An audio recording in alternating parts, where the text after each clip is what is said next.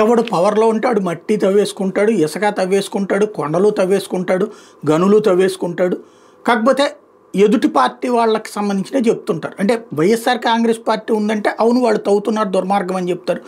తాము అధికారంలోకి వస్తే తవ్వడంలో తప్పు లేదన్నటువంటి విధంగాను కవరింగు పత్రికలు కూడా అలాగే ఇస్తుంటాయి.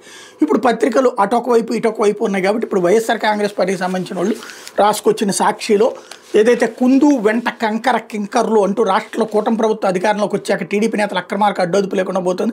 అక్రమార్గంలో డబ్బు సంపాదన జయంగా పెట్టుకున్న నంద్యాల జిల్లా కోవెలకుంట్ల పట్టణ శివారులో ప్రవహిస్తున్న కుందు నదికి ఏర్పాటు చేసిన కరకట్టను సైతం వదలకుండా కొల్లగొడుతున్నారు. గత వైఎస్ఆర్సీ ప్రభుత్వం కుందు నది విస్తరణ పనుల్లో భాగంగా నదిలో పూడికితీత పనులు చేపట్టి మట్టిని నది ఒడ్డును కరకట్టగా ఏర్పాటు చేసింది. వర్షాకాలంలో నదికి వరద అధికంగా చేరిన నదీ తీర గ్రామాలు పొలాలను వరద ముంచెత్తకుండా అడ్డుగట్ట వేసింది. నంద్యాల వైఎస్ఆర్ జిల్లాలో కుందు నది విస్తరణ పనులు జరిగినాయి. కూటమి ప్రభుత్వం అధికారంలోకి రాగానే టీడీపీ నాయకులు కరకట్టను సైతం వదలకుండా తవ్వకాలు జరుపుతున్నారు. 3 రోజుల నుంచి కుందు నది వంతెన సమీపంలో ఉన్న కరకట్ట వద్ద ప్రొక్లైన్ ఏర్పాటు చేసి టిప్పర్ల ద్వారా మట్టిని తరలిస్తున్నారు. పెద్ద ఎత్తున మట్టి తరలిపోవడంతో కరకట్ట బలహీనపడింది. వర్షాకాలంలో నదికి వరద నీరు చేస్తే పంట పొలాలు గ్రామాల్లోకి వరద నీరు చేరే ఆస్కారం ఉంది. నదీ తీర గ్రామాల ప్రజలు ఆందోళన చెందుతున్నారు. మట్టిని తరలిస్తున్న రెవెన్యూ అధికారులు కానీ కేసీ కెనాల్ అధికారులు కానీ పట్టించుకోవడం లేదని విమర్శలు వస్తున్నాయి.